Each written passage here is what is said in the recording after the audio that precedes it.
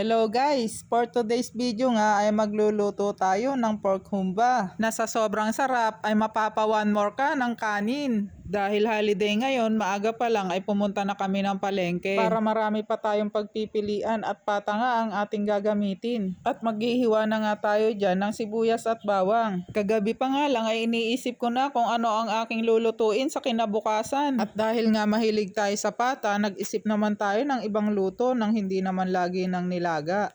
At umpisahan na nga natin ang pagluluto ng ating pork humba. At naglagay na nga tayo ng mantika sa ating kawali. At pag mainit na, ilalagay na natin dito ang ating pata. Ipiprito nga lang natin ang pata hanggang ito ay mag golden brown. Napakaganda talaga ng teknolohiya ngayon. Kung dati ay nahihirapan tayo kapag tayo ay magluluto, aba ngayon search na lang. At mamimili ka na lang kung anong klaseng luto ang iyong gagawin. Ating ang bubuksan ang ating piniprito at paminsan-minsan ito ay ating babaliktarin at para magpantay ang pagkakaprito ng karne.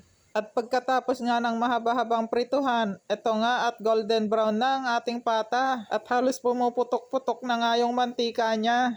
At iseset aside nga natin ang ating napritong pata.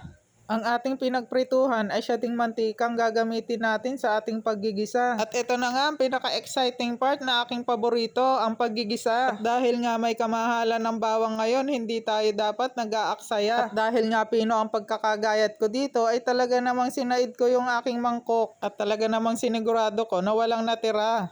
At ilalagay na nga rin natin ang ating sibuyas. Pino nga lang din ang pagkakagayat ko dito. At isasangkot sa nga lang natin ito hanggang sa ito ay maging aromatic.